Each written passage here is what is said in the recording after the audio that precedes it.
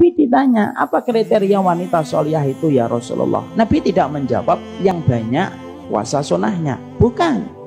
Nabi tidak menjawab yang banyak sholat sunnahnya, tidak.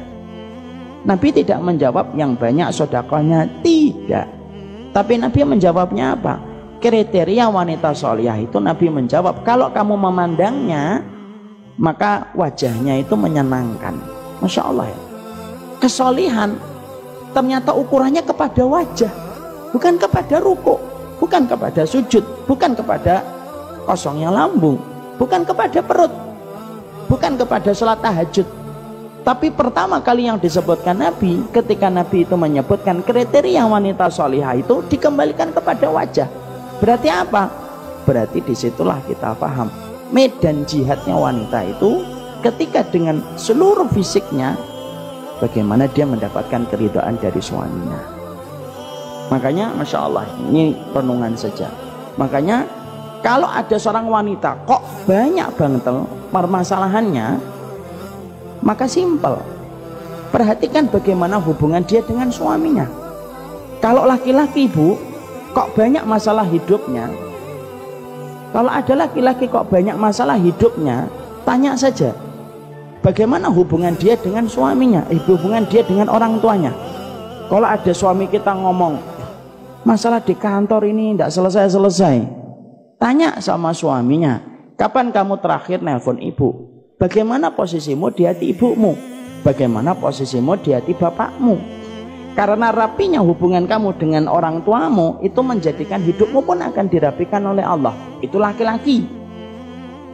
Kalau perempuan, kalau kemudian dia banyak masalah dalam hidupnya, para ulama menyampaikan, kalau perempuan itu banyak masalah dalam hidupnya, simpel, perhatikan bagaimana dia dalam posisi hati suaminya.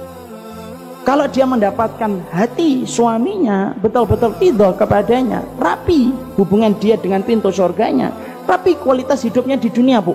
Wong pintu surga aja sudah diperbaiki sama Allah kok.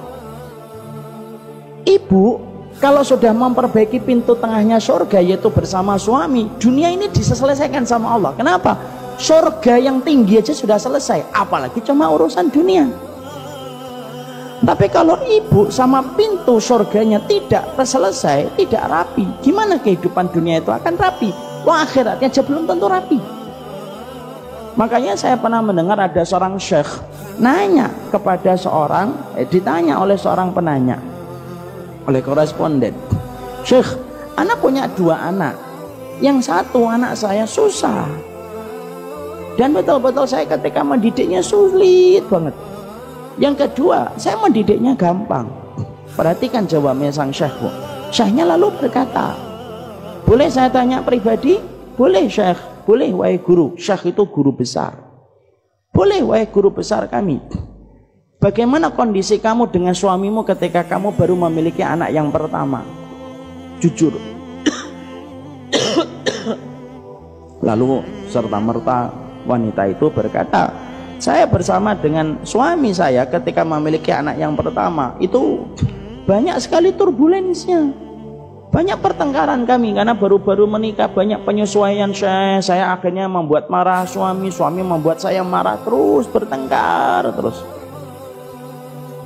Bagaimana kondisi kamu ketika bersama dengan suamimu ketika punya anak yang kedua? Setelah punya anak yang kedua, kami sudah melewati masa-masa kritis dalam pernikahan 4 tahun 5 tahun, kemudian baru punya anak yang kedua.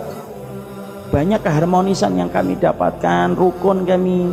Syekhnya lalu menjawab, disusahkan kamu mendidik anakmu karena pada saat itu kamu tidak mendapatkan ridho suamimu. Dimudahkan kamu mendidik anakmu yang kedua karena kemudian Allah sedang mudahkan. Karena apa? Karena kamu mendapatkan keridhaan dari suamimu. Jadi ternyata keberkahan wanita sebelum menikah sama ibu dan bapaknya, tapi keberkahan wanita ketika sudah menikah itu kepada suaminya.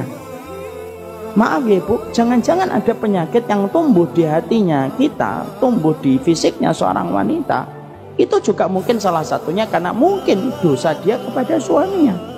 Makanya sampai-sampai di dalam syariat Allah itu memuji seorang wanita. Siapa wanita yang dipuji oleh Allah? Bukan wanita yang banyak sholatnya saja, bukan wanita yang banyak puasanya. Allah memuji wanita bukan hanya wanita yang panjang jilbabnya saja, bukan. Allah memuji wanita yang bukan hanya bercadar saja, bukan. Tapi termasuk wanita yang dipuji oleh Allah sampai dijanjikan surga, yaitu adalah wanita yang diceritakan oleh Rasul. Kalau dia lagi bertengkar dengan suaminya, maka dialah yang meminta maaf. Terlepas siapapun yang salah, dia minta maaf dulu. Lalu dia letakkan tangannya di atas tangan suaminya, sampai kemudian dia berkata, la adzuqu ghamsan hatta tardo. Kata Nabi, saya tidak akan mencabut tanganku sampai kamu ridho. Ibu-ibu pada senyum, senyum.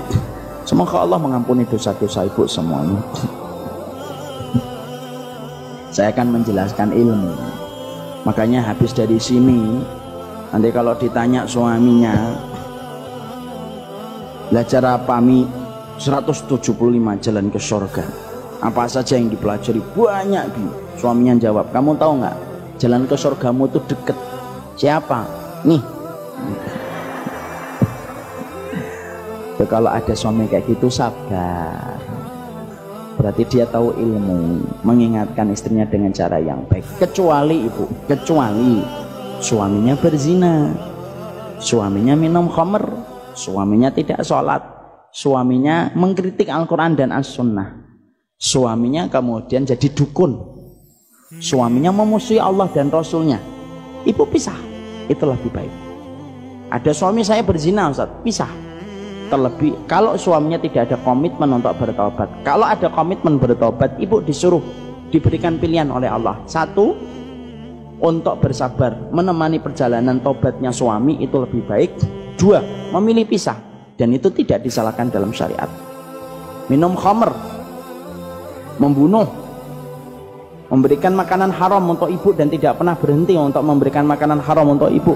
Kalau semua dosa-dosa besar itu dilakukan, ibu diberikan pilihan oleh syariat, neruskan atau berhenti. Kalau kesalahannya, kekurangannya cuma masalah kurang ngobrol, di rumah sering main handphone, kalau nutup kamar mandi lupa, kalau ada kecoa ndak mau ngejer, itu sabarnya perempuan dan